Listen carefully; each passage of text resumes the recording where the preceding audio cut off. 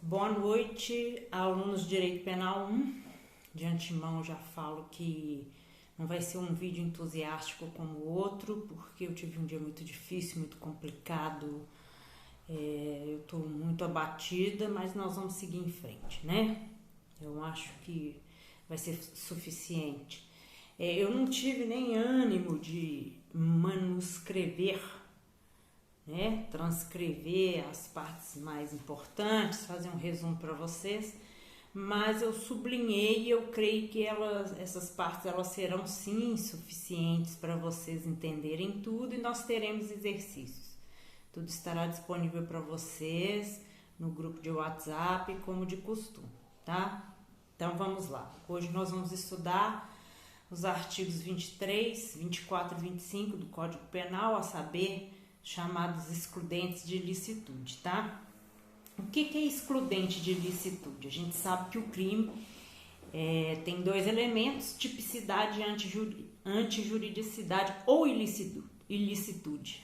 Então, é tipicidade e ilicitude. Então, excludente de ilicitude, ou também chamada discriminantes, com E, né? Discriminantes, são situações em que, se acontecem, elas retiram daquela situação que em tese seria crime, né? Elas retiram a ilicitude, tá? E retirando a ilicitude, obviamente falta um dos elementos do crime, então a situação não vai ser considerada crime. Então o artigo 23 ele inicia isso falando exclusão de ilicitude, artigo 23.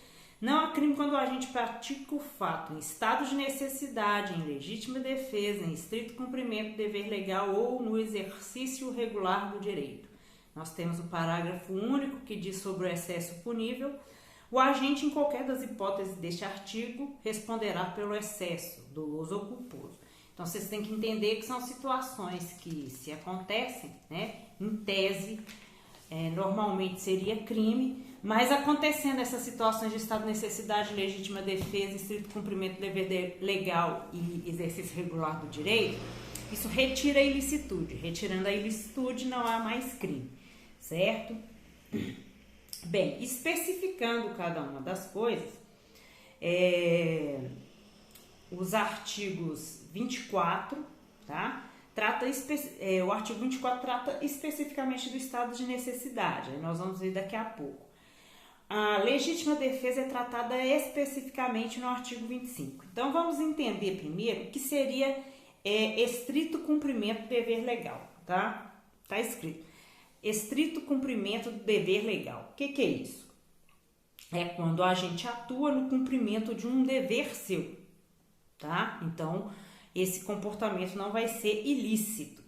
O dever que ele cumpre pode ser imposto de qualquer norma legal. Então, a gente pensa logo na situação do policial, né? Em geral. Mas tem que ser um estrito cumprimento, não pode ter um excesso daquilo. Depois nós vamos trabalhar até com essa questão de exemplos, tá? É muito importante para que a pessoa se encontre nessa situação de exclusão de ilicitude, que o agente que esteja nessa situação, ele tenha conhecimento, ciência que ele está no cumprimento do seu dever legal, né? Ele tem que ter ciência que está numa situação legítima. Tá, da mesma forma, até eu vou puxar a matéria da aula anterior, a discriminante, existe situação de discriminante putativa em todas essas situações, em todas essas circunstâncias aqui. Lembrando, que são discriminantes putativas? São situações, né, que acontecem e elas são tão convincentes que você acaba achando que está numa situação de discriminante, que você está numa situação de exclusão de ilicitude, mas na verdade você não está. É uma situação enganosa. A gente já viu que o termo putativo significa enganoso. Então, todas essas situações aqui apresentam, vamos assim dizer, apresentam a possibilidade de existir discriminante putativo. A pessoa acreditar enganosamente que está numa situação de exclusão de ilicitude, quando na verdade não está. Tá? Vamos falar um pouco do exercício regular do direito, que é o quê? É quando a pessoa tem um direito que lhe cabe, tá? E aí esse direito que lhe cabe legitima a ação dela, que em tese seria crime, ok? Mas a gente tem que lembrar que também há limite para isso, né? Não pode ser ultrapassados os limites determinantes para isso. Assim, se forem excedidos esses limites, poderá haver abuso de direito. Então aí já cai a situação que ela vai ser discriminante, tá? Na mesma forma existe, como no estrito cumprimento do dever legal, né? A pessoa ela tem que ter ciência que ela está no exercício regular do direito. Não é uma coisa assim que acontece a casa. Ela tem que ter ciência, ela tem que estar sabendo que está naquela situação discriminante, certo? Bem, vamos pensar agora sobre o excesso punível. Em todas as causas de exclusão de ilicitude que citamos aqui, pode haver um excesso do agente, né? Que ele está agindo ali de forma legítima, mas de repente aquilo ultrapassa a legitimidade, vai além, né? Há um excesso. Vou dar um exemplo, né? Quase a morrer de fome, o sujeito arromba uma casa para se alimentar, né? Tem o estado de necessidade, ele precisa comer alguma coisa, não tem nada em volta. Ele arromba uma casa para ver se acha uma comida, só que aí, além da comida, ele manda ver na bebida, na cachaça, no champanhe, no licor. Isso é um excesso e todos os excessos são puníveis, tá? Bem, especificando mais, vamos passar para o artigo 24, para entender melhor o que é estado de necessidade, tá? Estado de necessidade, artigo 24, considera-se em estado de necessidade quem pratica o fato para se salvar de perigo atual, que não provocou por sua vontade, nem podia de outro modo evitar, direito próprio ou alheio, cujo sacrifício nas circunstâncias não era razoável de se exigir. Não pode alegar estado de necessidade quem tinha o dever legal de enfrentar o perigo. Embora seja razoável exigir-se o sacrifício do direito ameaçado, a pena poderá ser reduzida. Isso é uma situação quando há o excesso punível, tá? Então, fazendo uma questão aí da noção, estado de necessidade é uma situação de perigo atual, não pode ser no futuro. No futuro eu vou ter esse perigo. Não, tem que ser atual. Não provocado voluntariamente pelo agente, tá? Em que esse lesa um bem jurídico de outrem para não sacrificar o seu próprio, tá?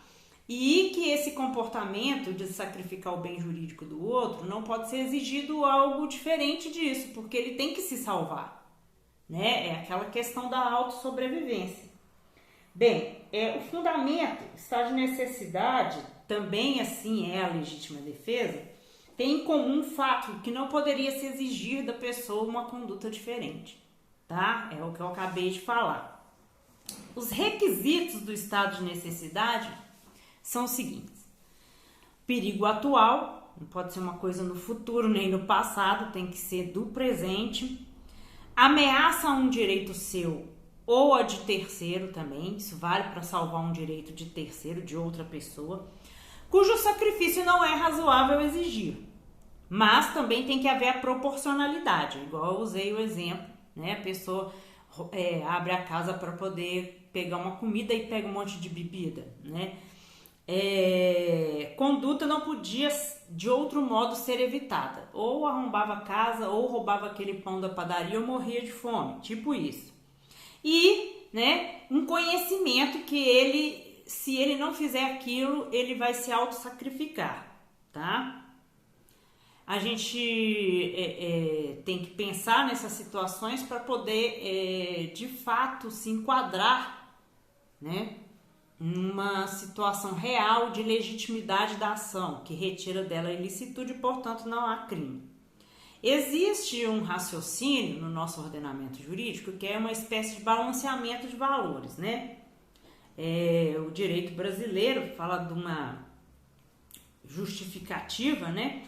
Que não precisa também ter essa questão de colisão de bens, mas a doutrina estrangeira que fundamentou mesmo essa questão do balanceamento de valores, do estado de necessidade, é quando você faz a seguinte comparação: peraí, que vale mais? O patrimôniozinho de alguém ou a minha vida? Então, dentro dessa questão, dessa avaliação, obviamente a vida leva a melhor, tá? Da mesma forma, gente, o estado de necessidade admite discriminante putativa, tá?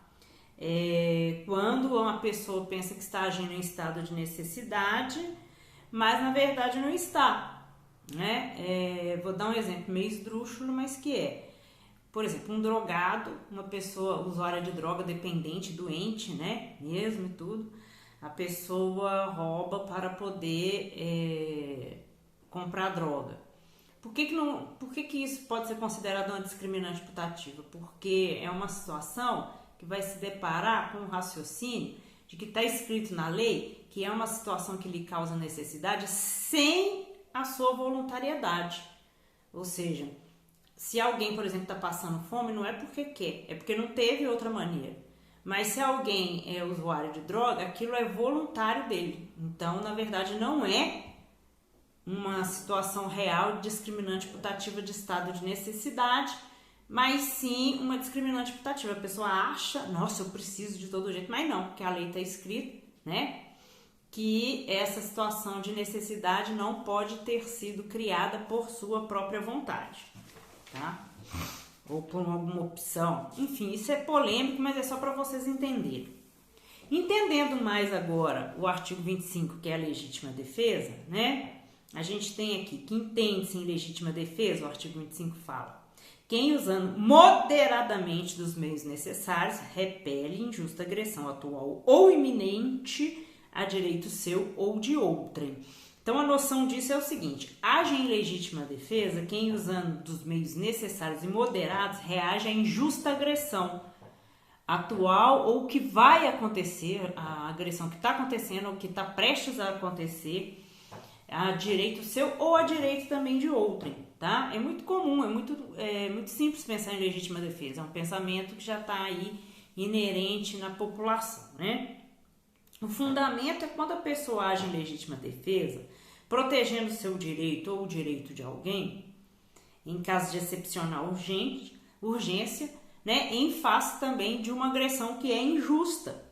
E essa agressão, como eu disse, ela tem que estar acontecendo ou está prestes a acontecer, tá?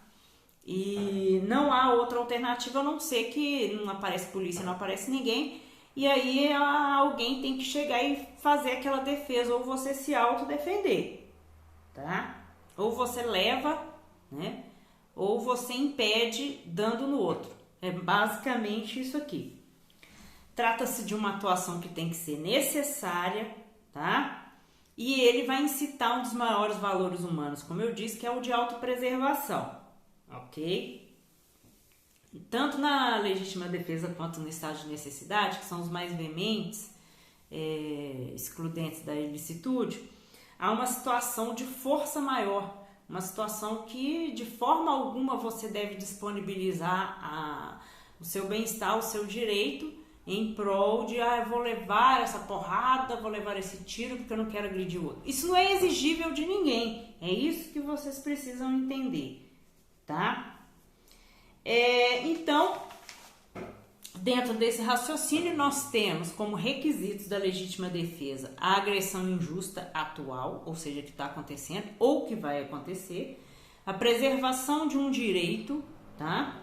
Qualquer bem jurídico que seja, que pode ser de outra pessoa, não só próprio, tá?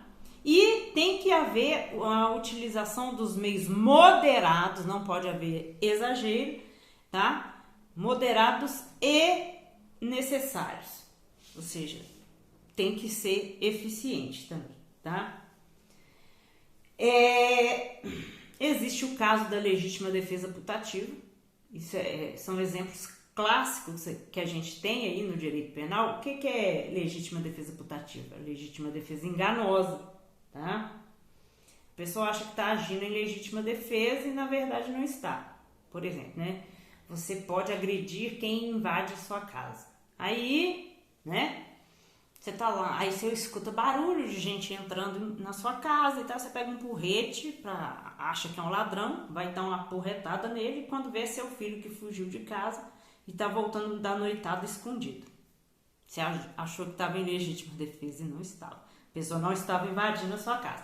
É só um exemplo de legítima defesa putativa, assim como nós temos várias outras, né? Bem, só fazendo algumas referências, a diferença entre legítima defesa e estado de necessidade, tá? As distinções é que na legítima defesa há uma reação a uma agressão e o estado de necessidade não há uma reação à agressão, há simplesmente uma ação para se salvar, né? Para salvar uma necessidade veemente sua, tá? Em relação ao excesso punível, é quando a reação à agressão, né? Mas ela acontece de uma forma muito maior do que a própria agressão. Por exemplo, você vê alguém estapeando o outro injustamente, né? Estapeando, você vai com uma ponto .40 e acerta a cabeça da pessoa, né? Isso aí é um excesso, porque bastasse que você entrasse no meio, brigasse, desse um soco, sei lá. Mas não precisava desse excesso. E, obviamente, esse excesso é sempre punível.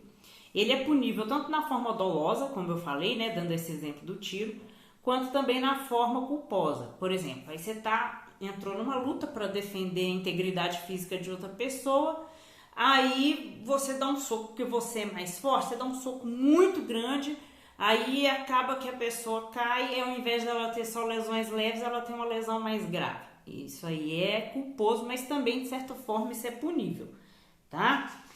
É muito importante entender isso. Bem, agora nós vamos passar para os exercícios para não ficar diferente. Vida longa e próspera.